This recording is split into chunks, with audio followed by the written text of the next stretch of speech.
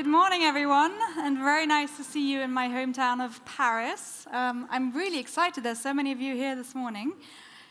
We have quite a busy day ahead of us and quite a busy session, so bear with us. We're going to cover lots of different topics, but hopefully you'll be inspired and you'll learn a lot.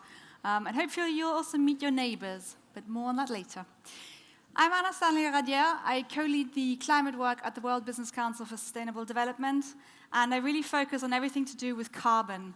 So the subjects that we're discussing here today are very dear to my heart. For those of you who don't know the World Business Council, we bring together different big businesses to collaborate to accelerate the transformation around the three key priorities: climate, nature, and equity.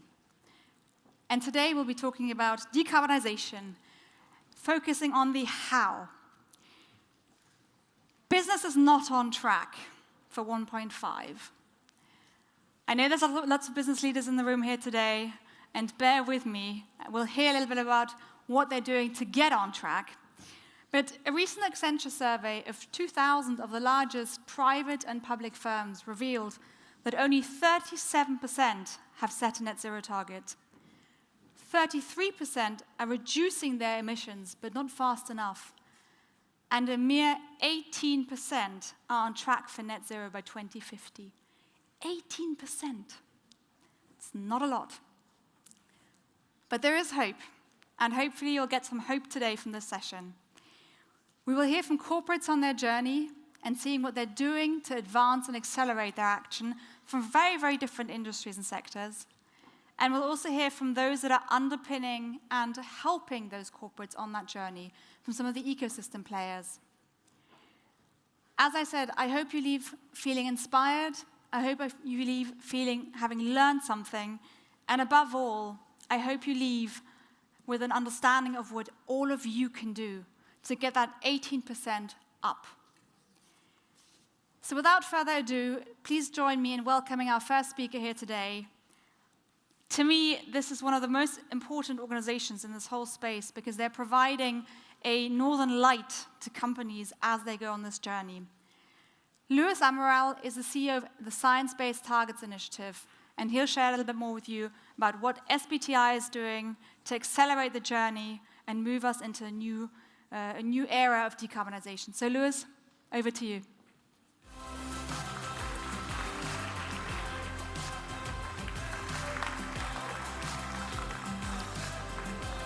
Bonjour.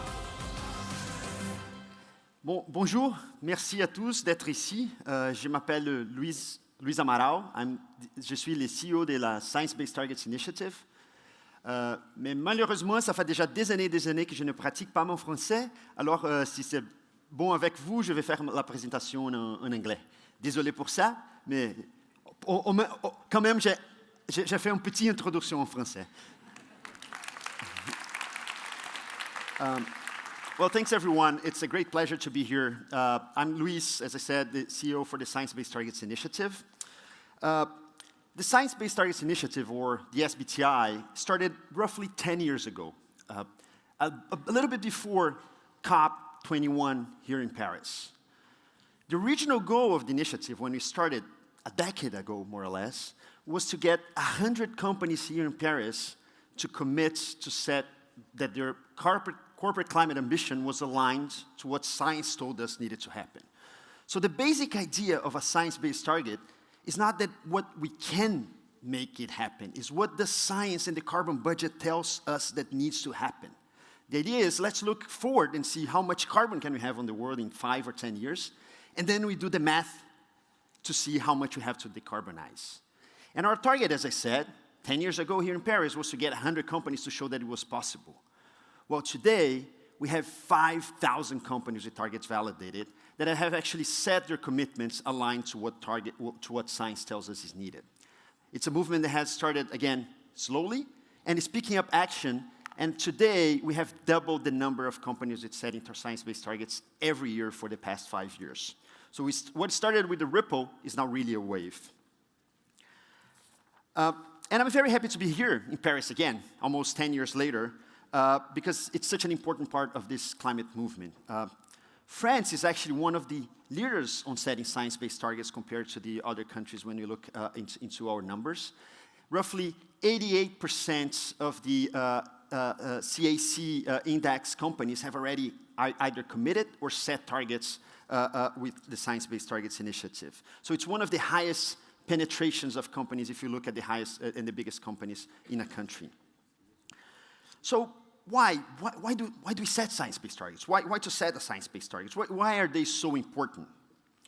Well, my first answer is, if we don't define success from the start, it's very hard to know if we're getting there or if we ever achieve there. If we don't say exactly in standardized ways, where do we need to get, it's very hard to know if you're on track. It's very hard to know if you even got there. And there's a big risk that corporate climate action becomes a storytelling competition. I'm doing X, I'm doing Y. But how do you actually measure everything in a standardized way to know if you're on track? And that's what science-based targets is so important. It helps each company how much and how fast they need to decarbonize to be aligned with the targets that were set here in Paris during the Paris Agreement. This is also a foundation for strategy. You never start a program without knowing where you want to get.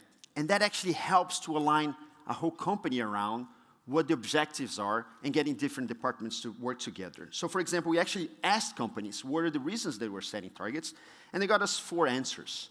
One was to showcase their leadership. They want to show that they're serious companies compared to their peers. The second one was to demonstrate their commitments to the cause and their commitments to a net zero world. The third one was because it was aligned to their strategy, and they wanted to align the strategy.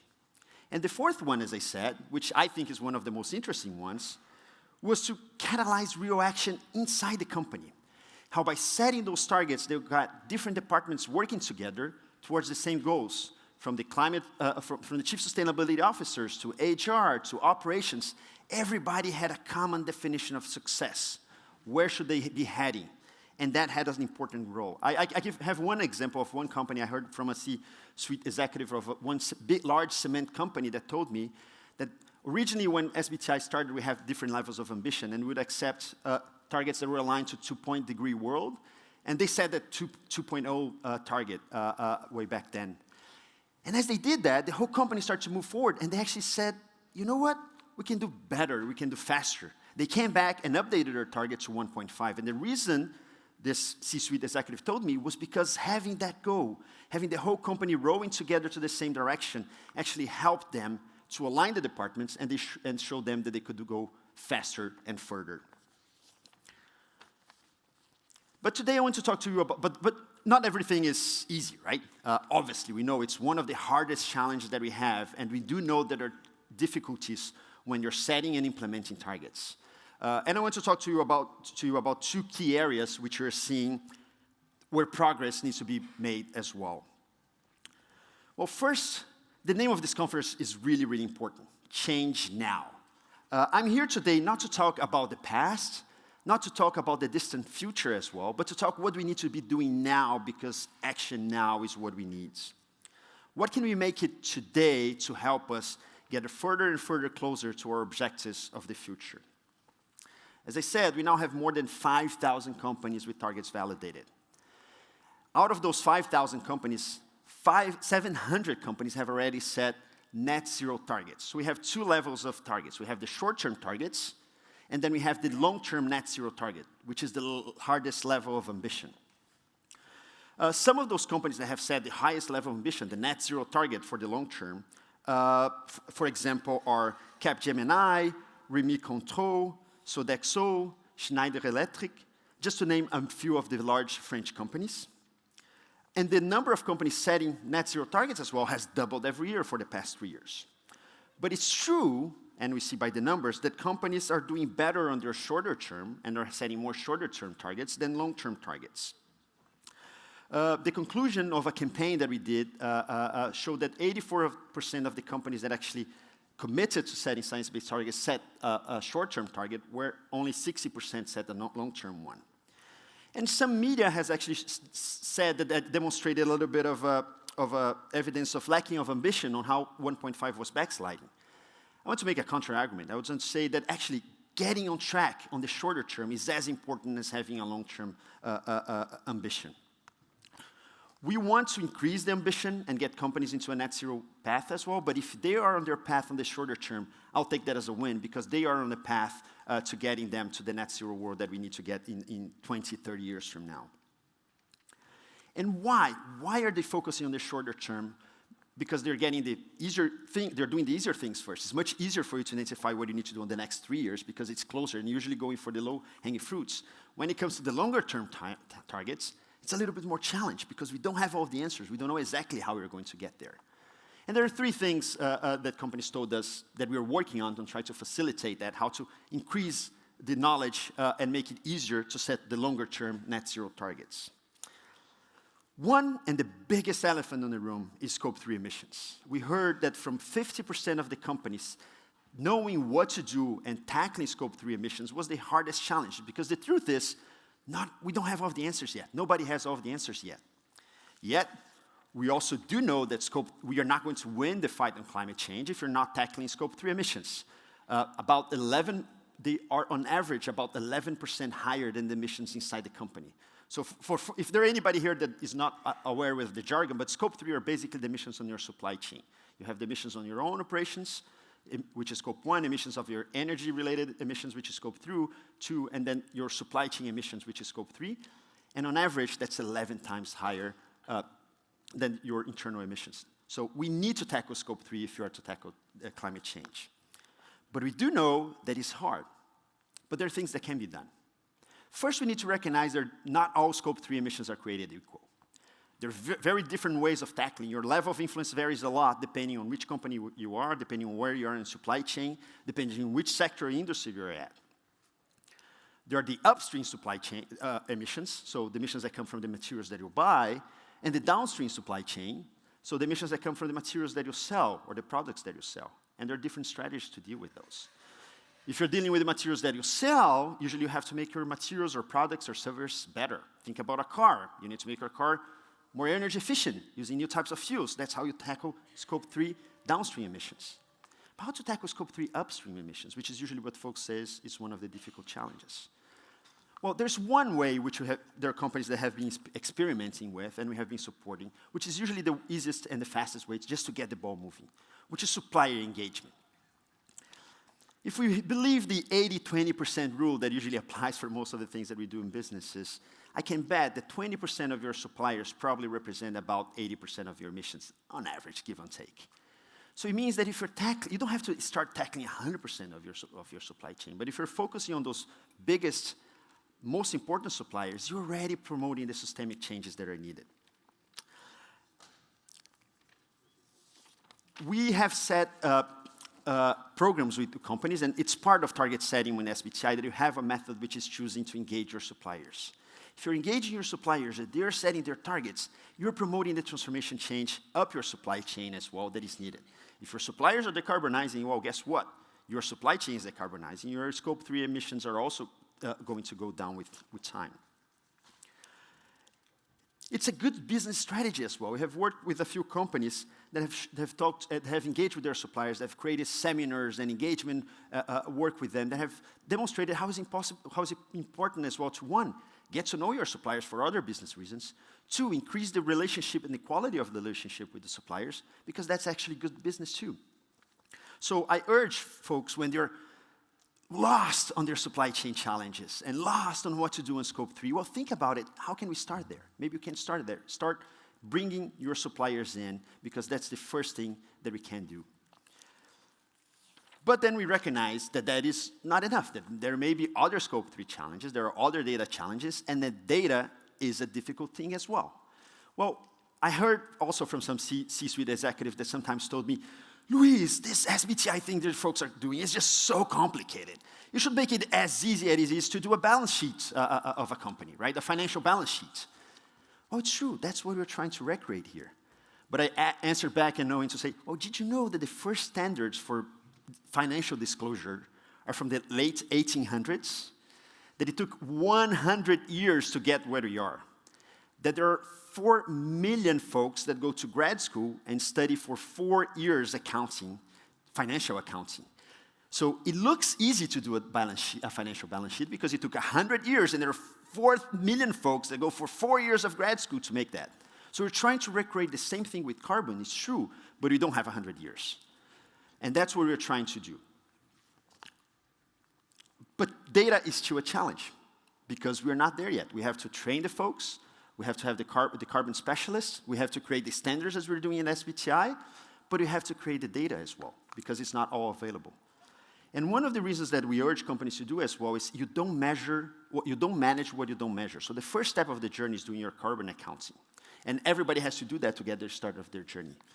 But the more they bring others in, the more folks are in doing their carbon accounting and disclosing their numbers, the easier it gets for everyone. So the data challenge is when you're bringing your suppliers, also engage them to do their math, to do their data collection, to do their reporting.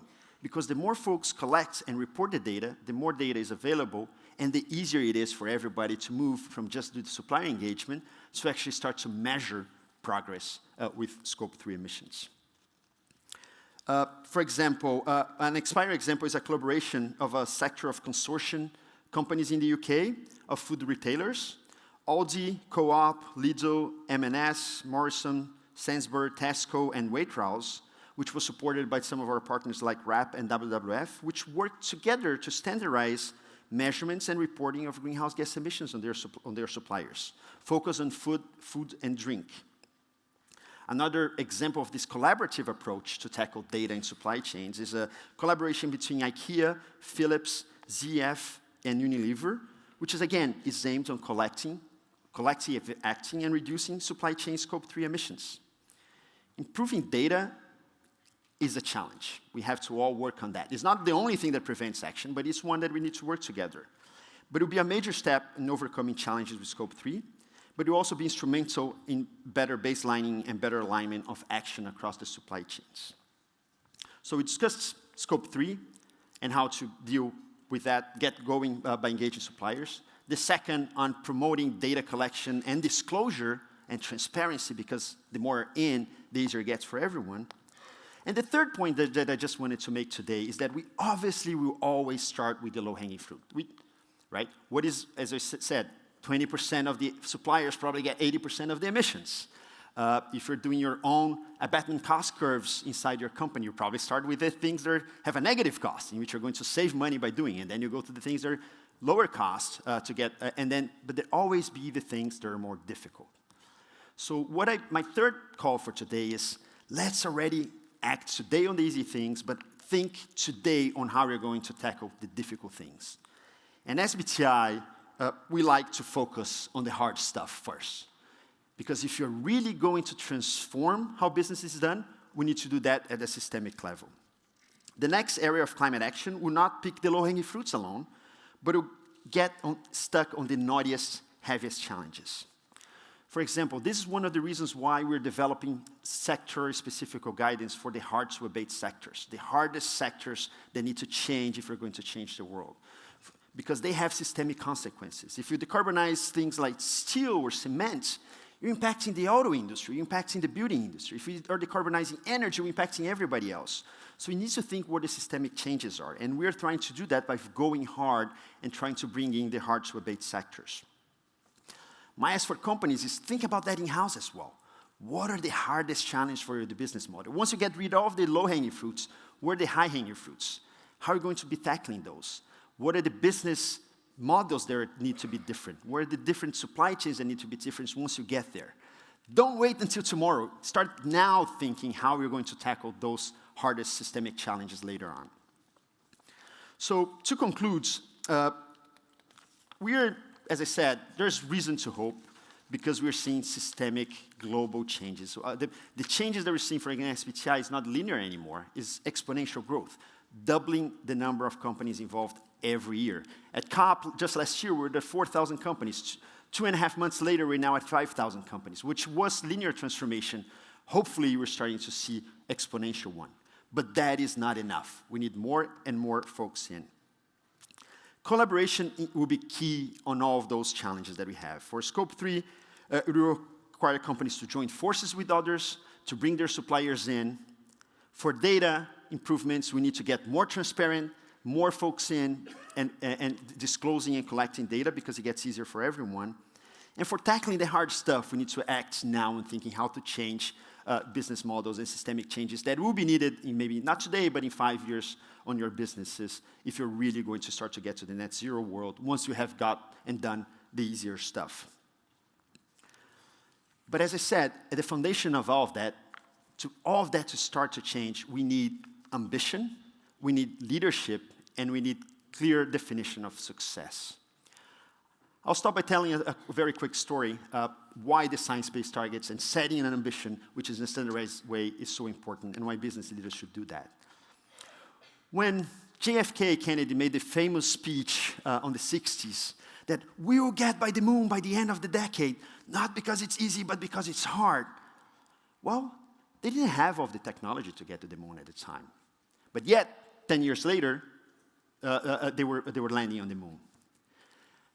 It took courage, and it took this very clear definition of success from a leader that actually then gave the conditions to folks to work on it to actually get to the objectives that they were. Half of the Apollo 11 engineers were still in high school when Kennedy made their famous speech. But by giving a very clear definition of success in the future, creating the conditions for your company, or in that case for a country, to actually work on this, actually created the conditions that got us and that got humanity on the moon. So my ask is, business leaders, do what it takes, create the conditions, set very clear ambitions, set the target, create the conditions for your folks to work on, your apartments will align, and we are going to get the results that we all need. Thank you very much, and look forward for the discussions. Thank you so much. There is so much to unpack in what Luiz said, but I'm just impressed that he speaks such good French. We've known each other for quite a few years, and that's definitely something I've never come across. Right, so we heard from Luiz about the need to change now. We heard about the need to work together with your supply chains. And we've heard a little bit about what can happen or what you need to do to move forward. So I want to dive a little bit deeper into some of these themes together with an excellent panel of speakers from a diverse range of different companies that I've asked to share their journey and their learnings and really to help all of you accelerate the journeys that you are on. So please welcome to Cléa Martinet, VP of Sustainability from Renault, Antoine Vanlaeys, Chief Operating Officer from L'Oréal, and Cyril Garcia, Head of Global Sustainability Services and Corporate Responsibility at Capgemini. Please.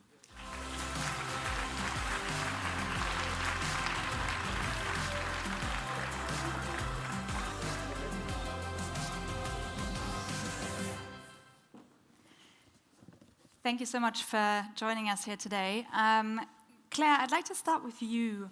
Where does your company stand on the decarbonization journey? Maybe you could share a little bit with the audience how far you've come and maybe, where you're at. Yep, sure. Oh, great, it works. I was wondering. So it dates back, our environmental policy. The first one we published was in 2008. So that's, over 15 years ago. We were the first car maker to be SBTi certified, so wink, wink, in 2019, with a well below 2-degree scope for the scope 1 and 2. And so this allowed us to be quite mature in our decarbonization journey because it dates from 15 years ago. In 2023, for instance, we lowered the carbon footprint of the group, so scope 1, 2, and 3, by 28% compared to 2010. So that's a huge effort that we made over the past 15 years. Obviously, it's not enough. We still have a really long way to go. The major challenge for us, as Luiz said, is in our scope 3. Indeed, when you take an ICE car, a thermic car, the scope 3 downstream is up to 85% of the carbon footprint of the car. If you make this vehicle electric, the challenge is not solved because then the scope 3 upstream, so the materials, the battery, weighs up to 90% of the carbon footprint of this car, providing you charge it with green electricity. So we have a lot of challenges residing in our scope 3, both upstream for the decarbonization of the materials and battery, and downstream for the decarbonization of the usage, which partly relies on the green electricity. So we have a few commitments that we've made to be net zero in Europe in 2040, worldwide in 2050, and it also starts with our scope 1 and 2, obviously, and the plants will be net zero in 2030. So that's about where we stand. We've come a long way from 2010, but it's really far from being enough. So we're tackling our 3 scopes in the decades to come. I really like that realism that you're on your journey and you've achieved a lot, but there's still some room for improvement and way to go. Antoine, maybe coming to you. Obviously, a very different business, L'Oréal. Where are you on your journey today? Thank you. It's a different business indeed, but I see a lot of similarities with what Cléa was prompting for Renault. We started our journey in 2005 on climate, so nearly 20 years ago. And we were amongst, and I see Luiz this morning, amongst the first signatories of the SBTi targets back in 2017. Our journey, a bit similar, is first and foremost driven by our strategies and trajectories for impact. We've been, like you, focusing on the whole scope. I'm glad to say that we've been, because we have the means and we have the control on the scope 1 and 2 to a large extent. We have achieved already 91% of the energy used on scope 1 and 2 for L'Oréal being renewable, and we'll be at 100% year end, so we can claim next year in 2025 that we'll be there. But I think for the audience, what is more important is the trajectory to get there. It's a long journey. It's an absolute commitment starting from the top and making sure that we manage actions, trajectories with resilience, commitment over the long term. Scope 3, like for Renault, is the key dimension for us. It's not 11 times more. Next year, it's going to be 100% of our emission will be Scope 3 for L'Oréal. So what matters there, and I think we'll get back to this later on, is what Luiz was mentioning this morning.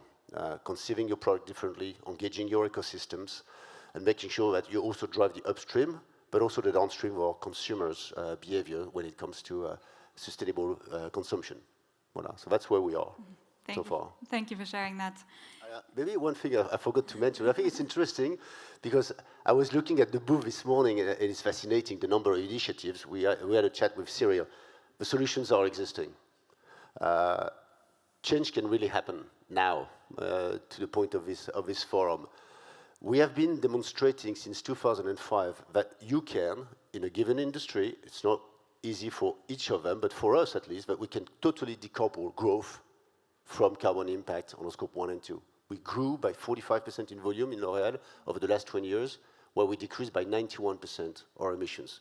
So I think it's a message of hope. For sure, those are incredible figures.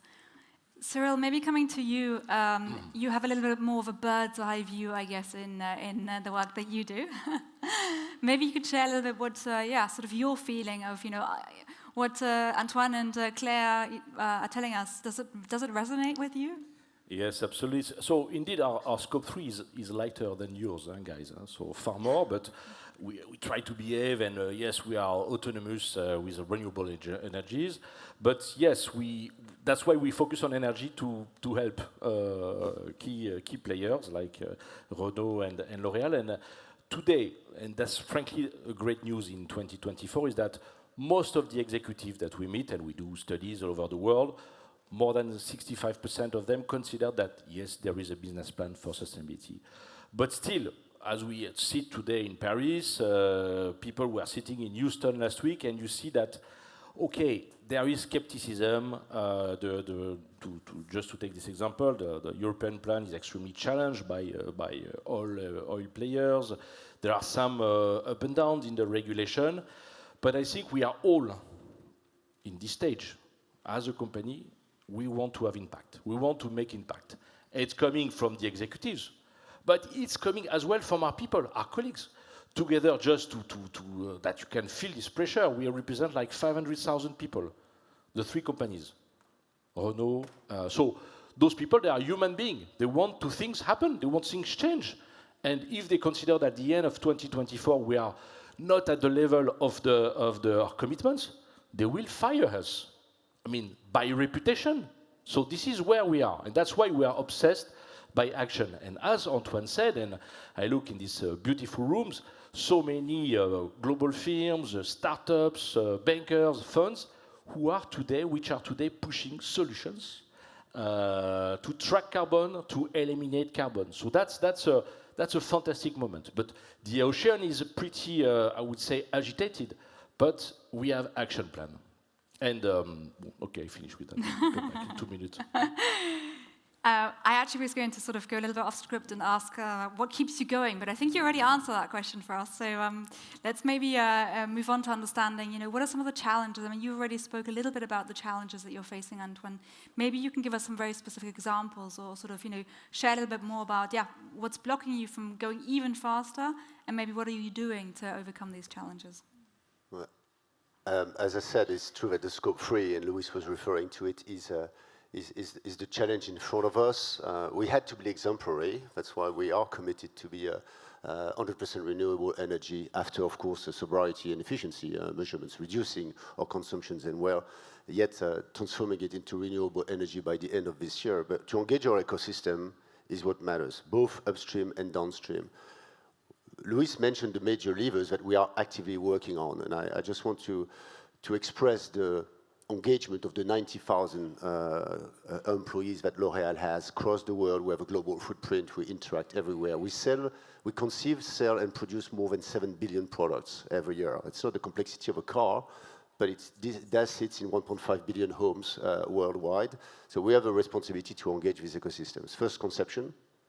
I don't want to make it too technical, but of course, as Luiz was saying, the way we design our products, the way we are making sure that we reduce the impact of our products in their usage and also in their consumption matters. So just an example that is probably famous to many people is the famous reduce, replace, and recycle in our products. And of course, less material equals less emission. It has other virtues on plastic reduction or recyclability, but it's very important to act on this on the consumption side. Engaging the ecosystem, I think it's very clear.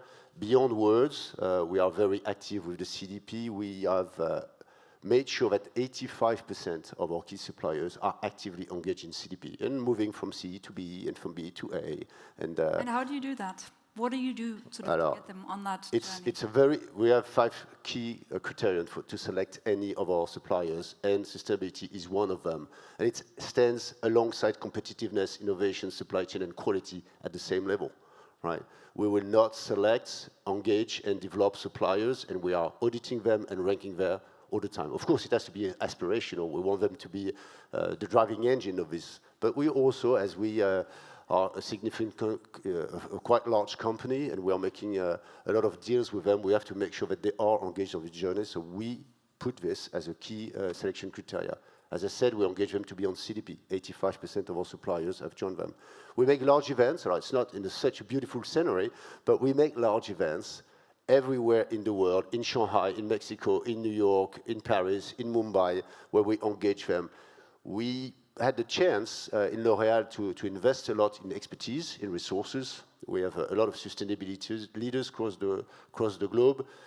We try to share and help them to do these trajectories. And there's also long-term commitments. If you have to make significant investments to be able to decarbonize part of the supply chain, and these suppliers need visibility on this engagement, right? They are very often managed through the EBITDA that they are producing. So we make sure that we give them long-term visibility on certain of engagements so they can make the investments that are required to change. And that's for the upstream part. I'm just finishing because we are a consumer goods company. So the way we engage our consumers is also very important, reducing the amount of water that we use. The biggest impact of the CO2 generation in a value chain like the one of L'Oréal is the electricity that is needed to heat the water to rinse your hair. That's what it is. Skincare and makeup, no carbon footprint emission. Hair, it is. So how do we make our products more efficient? How would you reduce the amount of water that you need to use? And how do you engage your consumers in a sustainable behavior? Voilà. Thank you. Sorry. Thank you for sharing that. Cléa, over to you. Does it resonate? Does it resonate with you? And sort of, what are additional challenges that maybe you see as well? It does. I'll just go along the lines of Antoine on the onboarding of suppliers. It's really hard for us as a car maker because, as I was saying, in an ideal world where all vehicles are electric, it's not a radical solution. You still have the carbon footprint of the battery and your materials. And it's really hard to onboard this whole value chain because it's a really dense, complex one and opaque one too. So how do we do beyond what you were saying exactly? So onboarding, trying to get them to subscribe to CDP. Not sure how a mine in some country in Africa I won't name can subscribe to CDP, but it's quite a hard challenge.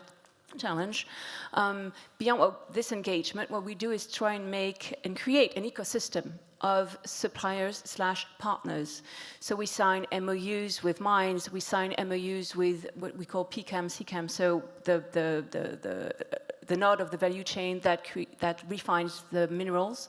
We also create partnerships along the value chain up until the battery so that we have a visibility, a transparency, and some ways to leverage this ecosystem of suppliers/partners. So that's one challenge, scope stream.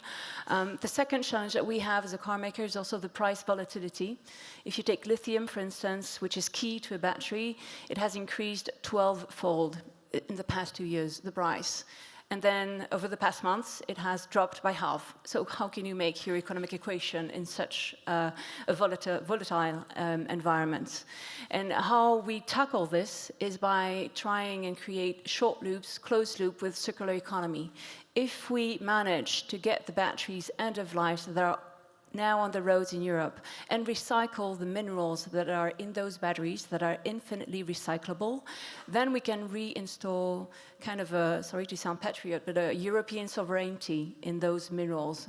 Bear in mind that 90% of the lithium is refined in China, even the lithium of a battery that is produced in Dunkerque or in Douai.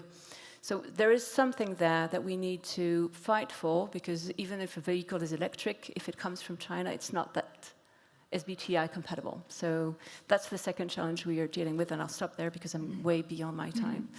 Thank you so much for sharing that. And I think in the sort of prep for today, we discussed a little bit that difference between forcing your supply chain and influencing and working together with your supply chain. So what both of you said is sort of really highlighted the need to see, we're all in this together, so how can we actually make that progress together?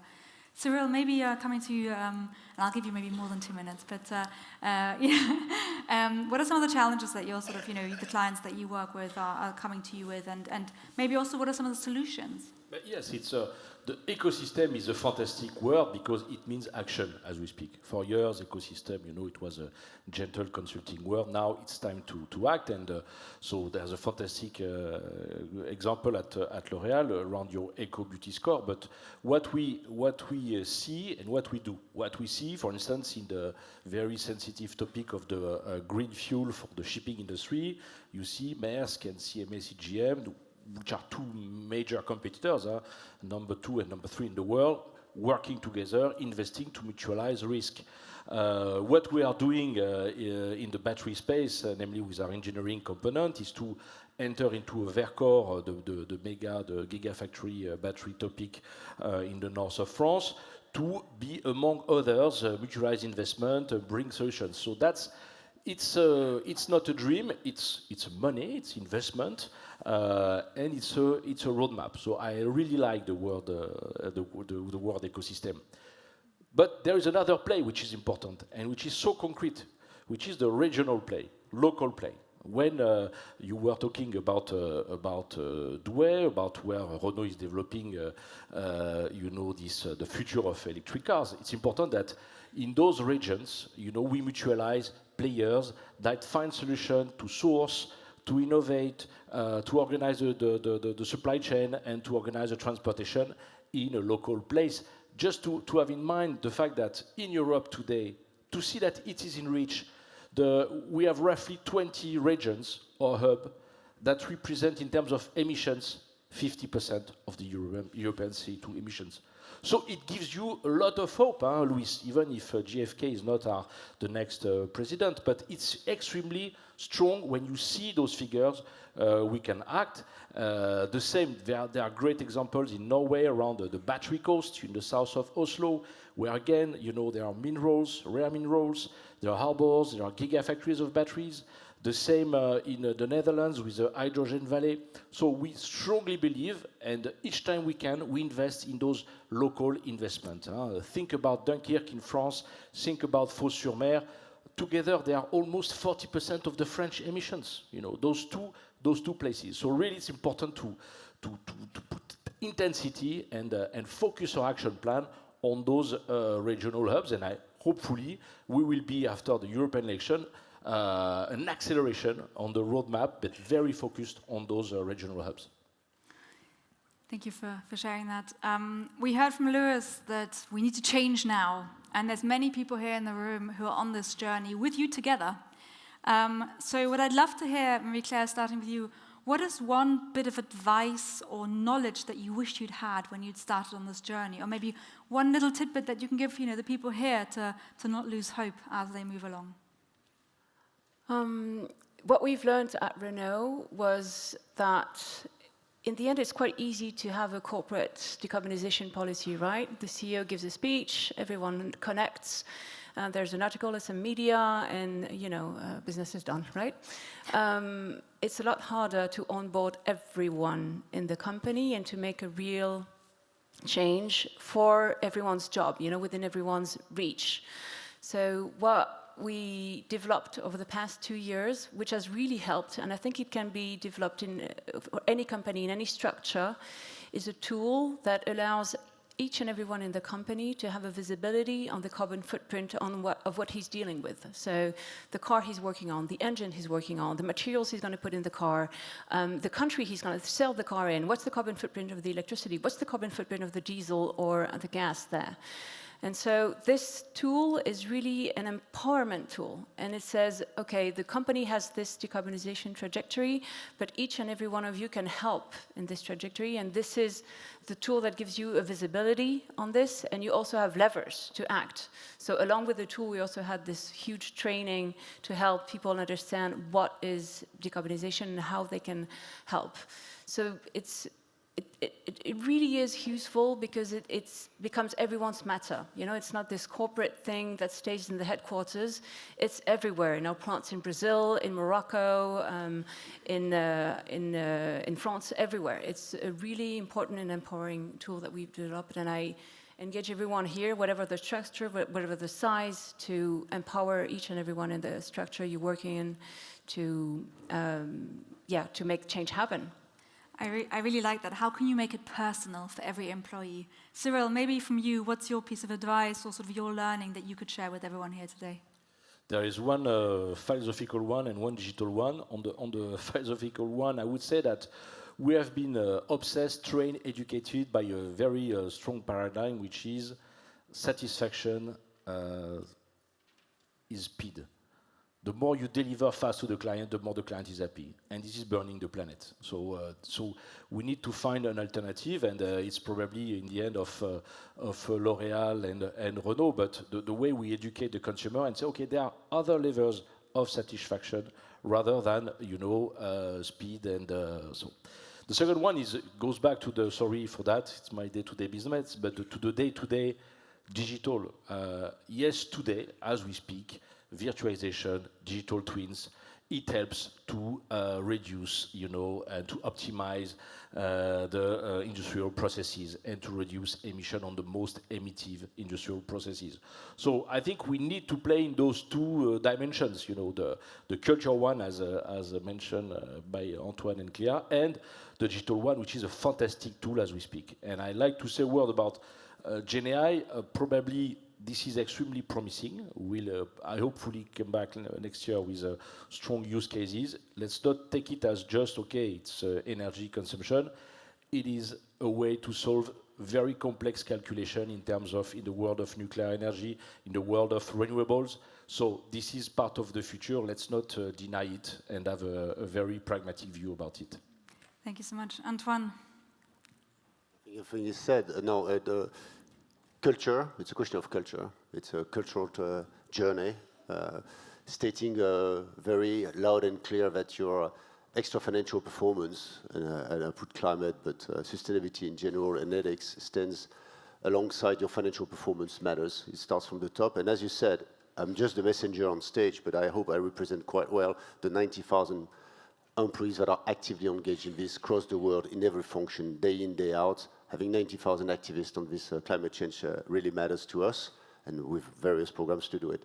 Maybe the other thing that I wish we would have learned earlier, because we actually did start in 2005, focusing on climate, and along the way, and since 2013 now, we approach it in a very holistic manner, and everything is interconnected.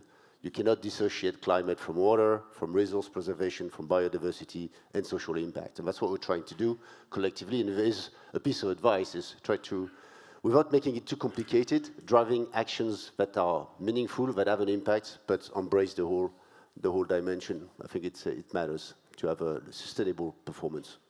No, I think this the systemic view is incredibly important, and obviously we're focused on decarbonization here today. But there are many other topics coming down the pipeline. So I don't know, Cléa, what is the big thing that you're now that you're on your decarbonization journey? What's the next thing that you're looking at? So it's twofold. Yeah, exactly like Antoine said, you can't really focus on decarbonization because you may only shift the weight of your impact from carbon to something else. So it can really not be that positive. So our next move is the one I was referring to earlier. It's on circular economy. So especially when it comes to the electric vehicle value chain, how do we reduce our impact by making and creating a new industry dedicated to the car-to-car loop? So how do we consider the millions of cars that go to waste every year as a resource? How do we recycle the steel, the aluminum, the batteries? And how do we reinstore a European sovereignty, especially on minerals? So that's our next move. And the move after that we're trying to trigger at the very same time is on biodiversity. Because, again, I'm insisting on the electric value chain because everyone thinks it's the solution, not everyone in the room, because I know there are a lot of criticism, but the electric value chain has a lot of challenges when it comes to water, when it comes to soil, when it also comes to social issues. So biodiversity and social issues are our next move on the electric value chain, trying to reinstore an ecosystem of partners and suppliers that guarantee that our European standards are deployed everywhere we go and everywhere we source. So that's circular economy and biodiversity. And Cyril, apart from obviously the digital and Gen AI agenda, maybe to sort of spin this question a little bit different, what makes you optimistic that we can actually move ahead into these new horizons? First, the people in our companies, they are extremely optimistic, aggressive, pushing us to move forward. And the level of innovation, frankly, talking about biodiversity, our labs are invaded by startups coming to test, synthetic biology, working with bigger groups on the use of water. So this is a moment where, as I said, let's not be skeptical. Okay, there are political debates there, but we have the solutions, we have the people, and we have the roadmap. That makes me extremely, extremely optimistic for the next 3 years. Antoine, final word to you. What gives you hope? Well, we're not focusing on something next. We're more focusing on what we've already declared, and we have set very, very clear targets on all the dimensions by 2030. It's called L'Oréal for the Future. It keeps us very busy. And there's a lot of solutions that are not there today. So it's an ecosystem change, as we said.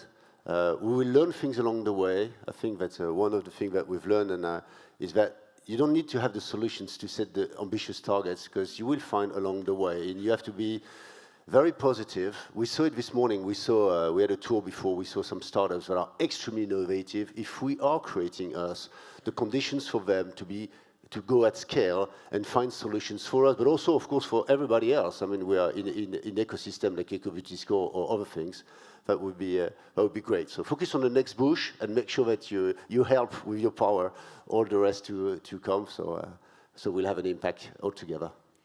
Thank you so much. Let's give a warm round of applause to the panel. Thank you.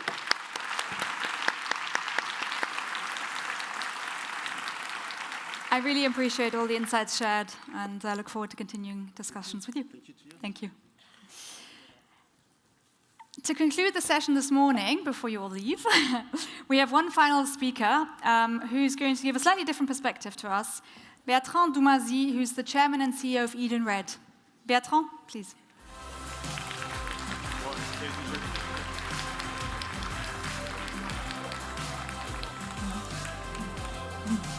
Welcome, please. Thank you very much for joining us here today. Good morning, Anna. And good morning. Before we sort of get going and you sort of tell us a little bit more about what Edenred does and, you know, sort of the history and the story and everything, what struck you from that discussion just now? Is there anything that you sort of took away? Yeah, in fact, what strikes me, probably it's three things. The first thing is, let's talk a little bit about France. Maybe you know that France represents 2% of the worldwide GDP, and in terms of CO2 emission, we represent 1%. We can be super proud of, you know, the level of sophistication we have in terms of reduction of carbon emission in France. The second thing that strikes me is the fact that carbon emission reduction is on its way, and as said by Luiz, it's an exponential growth of the ability to reduce the emission. The number of companies are multiplied by 2 belonging to the SBTi, and to finish on a French nationalistic point, the French companies are probably among the most engaged around the world. So we can be really proud of what France and the French corporates are doing in terms of reduction of the carbon emission, and we can be super optimistic when we look at the exponential growth in terms of commitment to SBTi. I do love a little bit of good French nationalism. It's We need positive energy. No, I completely agree, and I think it's great to highlight that. So tell the audience, what does Edenred do, and why are you here today? Okay, so Edenred is a worldwide digital platform based on what we call specific purpose payment technology. We are connecting 60 million users to 2 million merchants around the world. To give you an idea, we are one of the leading digital platforms in the world. An element of comparison, Uber Eats, it's 80 million users around the world. So we are operating in 45 countries. We have 3 main business lines. The first one is what we call benefits and engagement. So probably you know our iconic product, which is a ticket restaurant. But ticket restaurant is only 40% of our total revenue. We are doing much more than that. We have some engagement solutions as well on our platform. Then the second business line is called mobility. So we are the worldwide leader of mobility around the world. So if you are in Latin America, you have access to our multi-energy card, but also some maintenance solutions, some fleet management solutions. And we have what we call corporate payment, i.e. the ability to pay digitally from one company to another.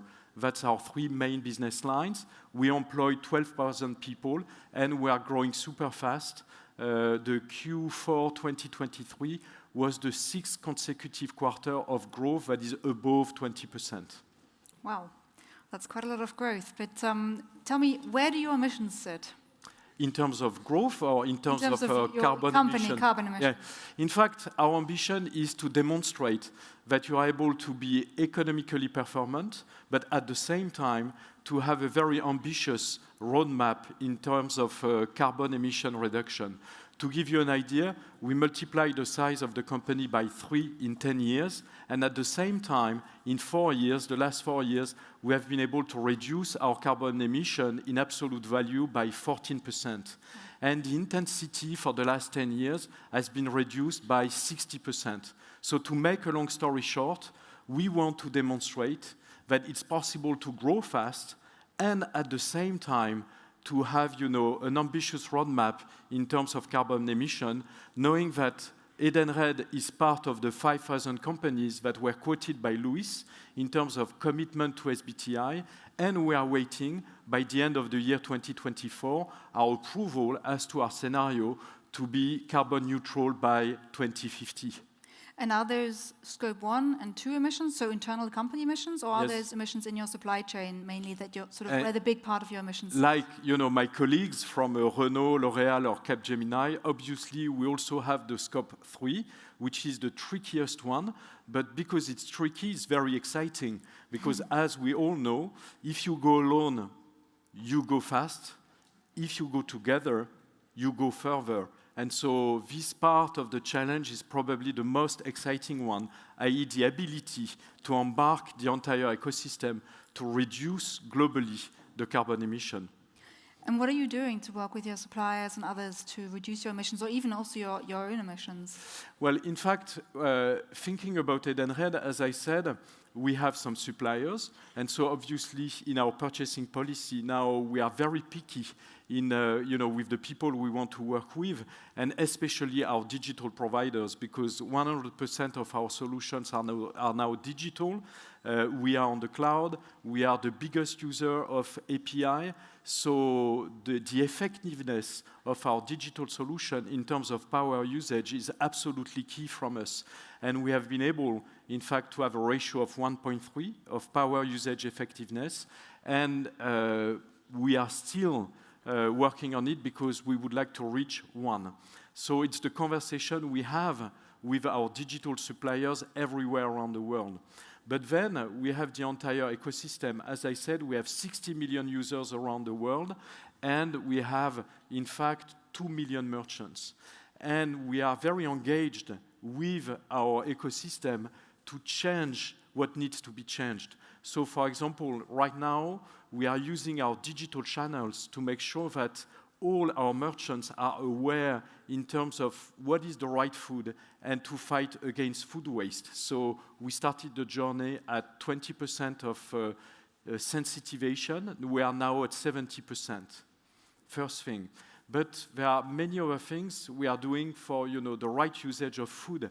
So, for example, we are the initiator of a program in Europe that is called Food, Fight Against Obesity. And we now have in our network of food more than 10 European countries that are helping us to push toward the right usage and the right quality of food. In terms of mobility, we changed many things. We are now connected to 500,000 charging points everywhere around the world, and we are moving very fast to the EV network and the ability to be connected to make sure that all our suppliers, but also our merchants, are proposing the right solution to our 60 million users.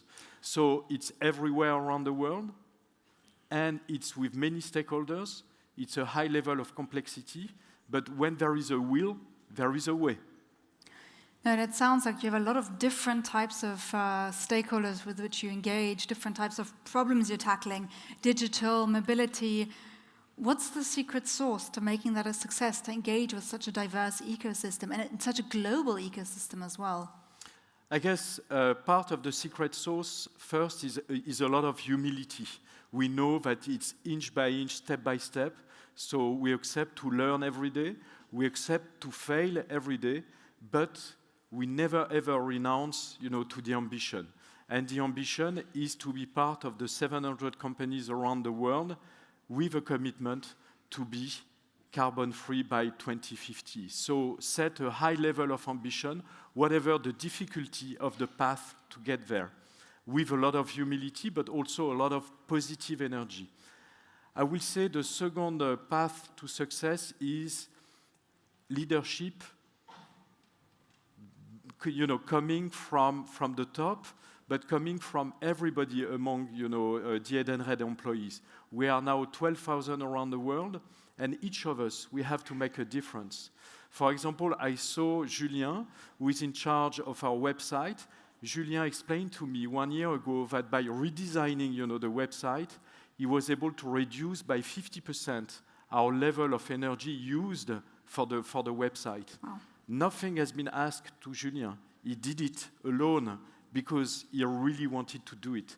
So individual change, I will say, is the second, part of the secret sauce. The third thing is measure, measure, measure.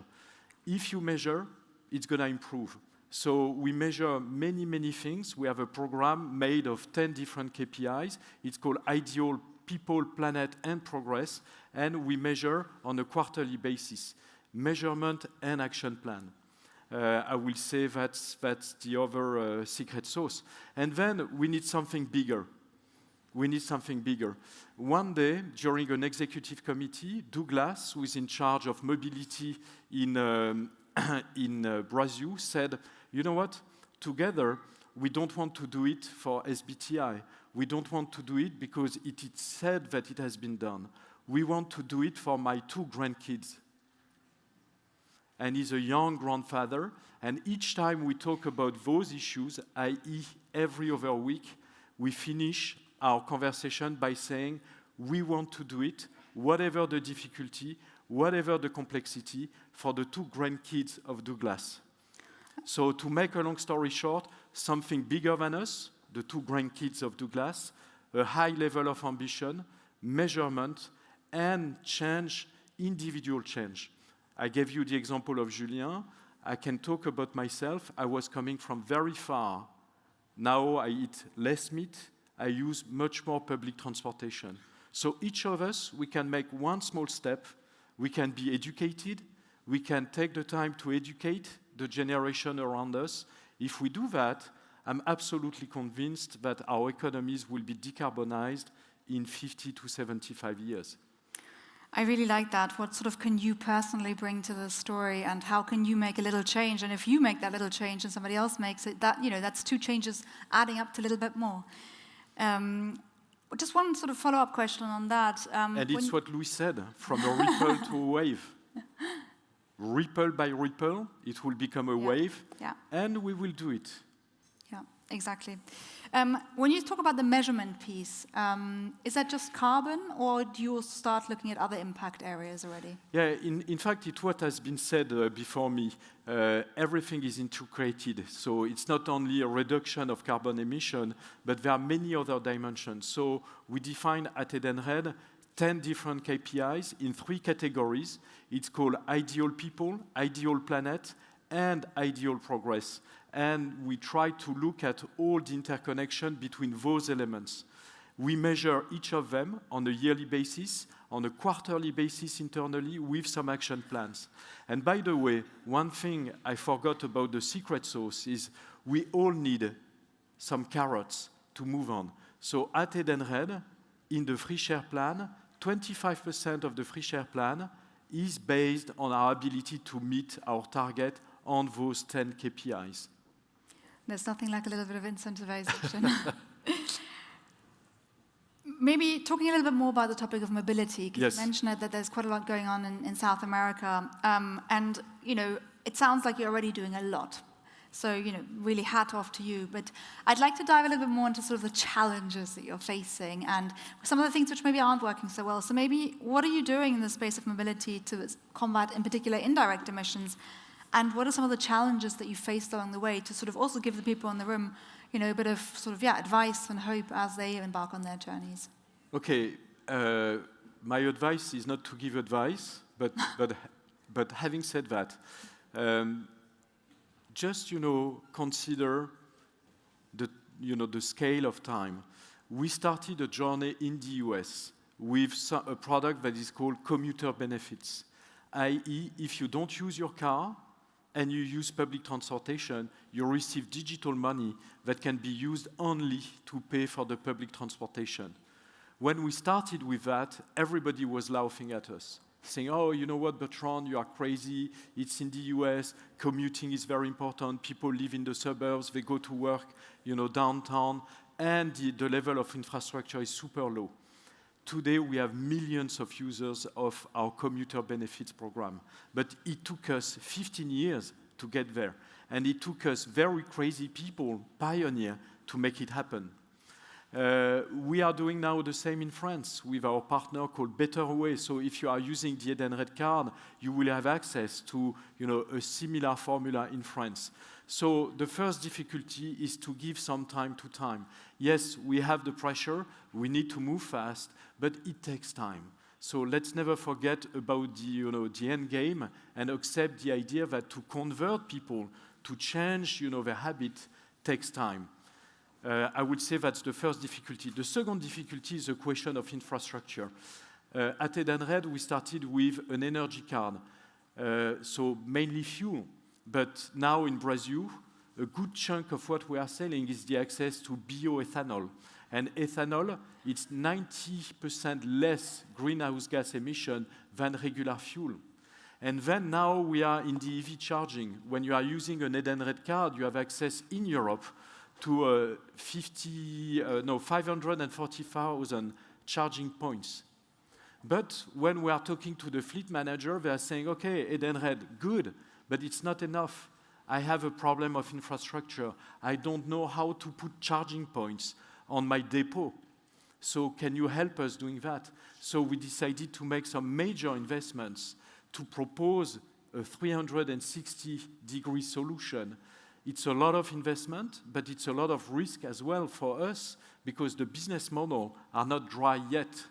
But because economically speaking, we are doing well, we're able to invest and to be able to propose everywhere in Europe a solution to the fleet manager where we're going to take care of the installation and repair of the charging point, but also the ability to connect all the charging points to make sure that the fleet manager understands who is paying what and when, so measure, to be able to measure. But to do that, huge investment in the operating systems. And then we need one last layer, which is technologically very sophisticated, is via the cloud, the connection of all those things, and to have access to the report between conventional fuel, but also with EV.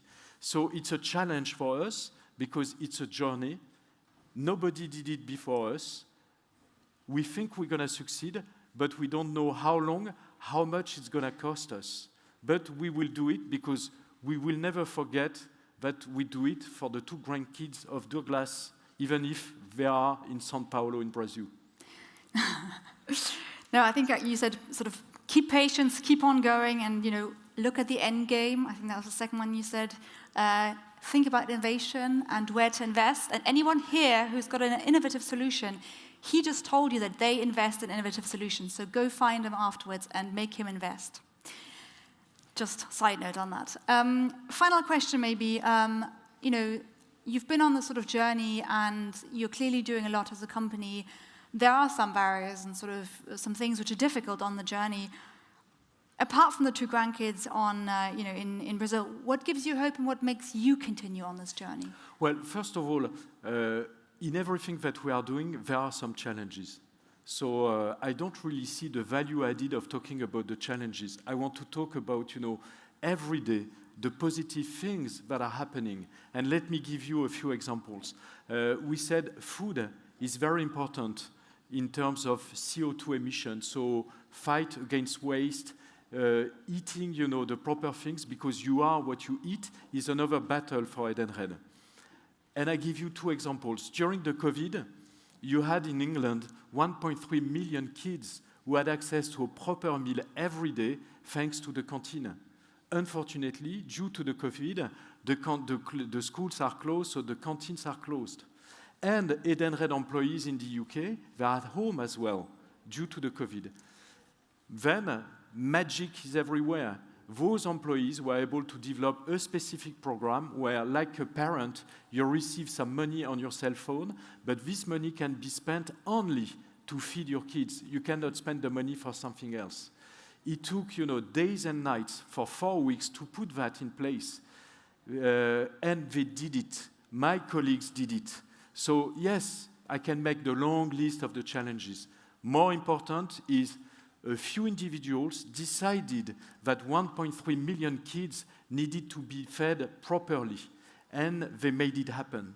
I give you another example. In Romania, 300,000 old people did not have access to food anymore. For the government, it was impossible to go there and feed each of them. Crazy Romanian people from Edenred developed a program to feed those elder people. So, yes, there are many challenges, but there are much more crazy ideas based on technologies and based on the individual willingness saying we will make it happen. So what makes me optimistic is, first of all, you and me, our ability to innovate and our ability to change what needs to be changed. That makes me, absolutely optimistic. The second thing that makes me optimistic is not only I'm the chairman and CEO of Edenred, but I'm also the board member of Air Liquide, these large industrial French companies, and also Neoen, which is the leading independent producer of green energy, so solar farm and wind farm. When I look at the technological evolution, i.e. what we are able to do today, as compared to what we were able to do 5 years ago, yes, I believe that the progress in technology is part of solving the equation. Not only we cannot bet everything on the technological evolution, but when I look at what we are doing today, I'm super optimistic. And finally, I'm super optimistic about, the role France can play into that. When you think about it, and it's what I shared with my kids yesterday night, if you look at the Nobel Prizes, in this story of the Nobel Prize, France is the #2 country in the world. First country, US, second country, France. So the level of education, the level of research, the level of innovation we have in France, if we use it for the right purpose, France can make a difference. And France is our country, Europe is our nation, and we are part of one unique world. So based on what we demonstrated in the past, and based on who we are, I'm super optimistic on our ability to come with the right solutions. Thank you so much, Bertrand. We're going to have to leave it at that. But okay. Thank you very much for joining us today. And thanks to all of you for joining. There's been many incredible insights shared today. The importance of integration beyond carbon, making it personal. Before you leave, I would encourage you to introduce yourself to your neighbor to see what they thought and to make some new connections to drive forward decarbonization. Thank you very much, everyone. Merci, Anna.